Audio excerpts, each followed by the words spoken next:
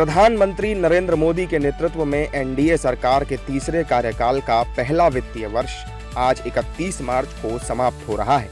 मोदी 3.0 ने 9 जून 2024 को लगातार तीसरी बार देश की बागडोर संभाली थी और ये मोदी सरकार के तीसरे कार्यकाल का 10वां महीना है। अपने तीसरे कार्यकाल की शुरुआत में प्रधानमंत्री मोदी ने कहा था कि उनकी सरकार 3 गुना गति के साथ कार्य करेगी। आइए एक नजर डालते हैं बीते 10 महीनों में मोदी सरकार के 10 महत्वपूर्ण फैसलों पर।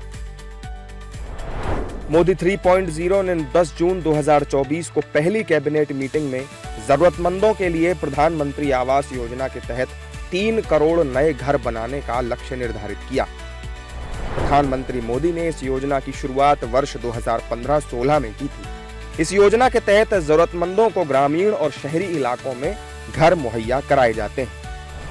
मोदी 3.0 ने गुलामी की निशानियों को खत्म करने की दिशा में 1 जुलाई 2024 को 3 नए आपराधिक कानून, भारतीय न्याय संहिता 2023, भारतीय नागरिक सुरक्षा संहिता 2023 और भारतीय साक्ष्य अधिनियम 2023 को लागू किया।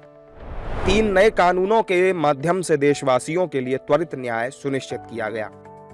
केंद्रीय मंत्रिमंडल ने 11 सितंबर 2024 को एक अहम फैसला लेते हुए आयुष्मान भारत प्रधानमंत्री जन आरोग्य योजना के विस्तार को मंजूरी दी। इसके तहत 70 वर्ष और उससे अधिक की आयु के सभी वरिष्ठ नागरिकों को उनकी आय पर ध्यान दिए बिना 5 लाख रुपए का स्वास्थ्य बीमा कवरेज मिलता है। मोदी सरकार के इस निर्णय से लगभग 6 करोड़ वरिष्ठ नागरिकों को लाभ मिलने की उम्मीद है।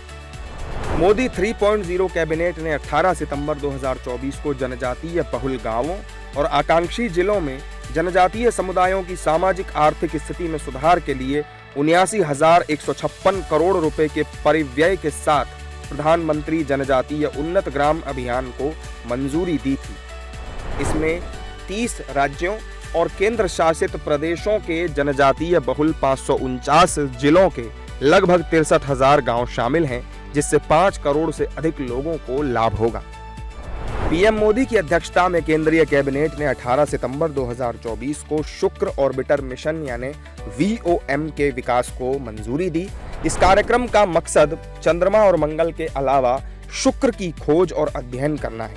शुक्र के बारे में माना जाता है कि वो पृथ्वी जैसी परिस्थितियों में बना है और पृथ्वी के सबसे निकट भी है।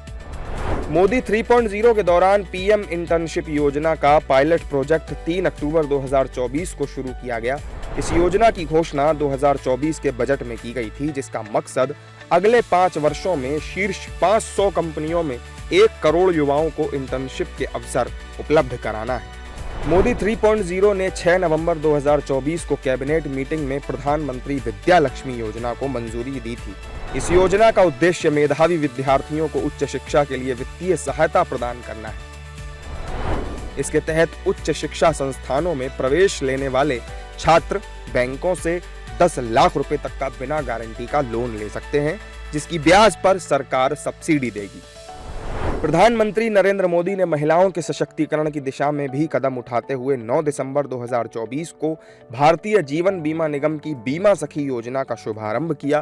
प्रत्येक बीमा सखी को पहले साल 7,000 रुपए, दूसरे साल 6,000 रुपए और तीसरे वर्ष में 5,000 रुपए की मासिक राशि मिलती है। मोदी 3.0 कैबिनेट ने 12 दिसंबर 2024 को वन नेशन वन इलेक्शन विधेयक को मंजूरी दी, जो कि लोकसभा, राज्य विधानसभाओं और स्थानीय निकायों के लिए एक साथ चुनाव कराने के प्रस्ताव की दिशा में एक महत्वपूर्ण कदम है। 17 दिसंबर को संसद के शीतकालीन सत्र में विधेयक पेश किया गया। फिलहाल ये विधेयक जेपीसी के पास लंबित है। मोदी 3.0 ने 1 फरवरी 2025 को पेश किए गए बजट में इनकम टैक्स का स्लैब बढ़ाकर 12 लाख रुपए तक कर दिया था। केंद्र सरकार के इस फैसले से मध्यम वर्ग और नौकरी पेशा लोगों को बहुत फायदा होगा। इससे जहां लोगों की बचत में इजाफा होगा, वहीं अर्थव्यवस्था को भी गति मिलेगी।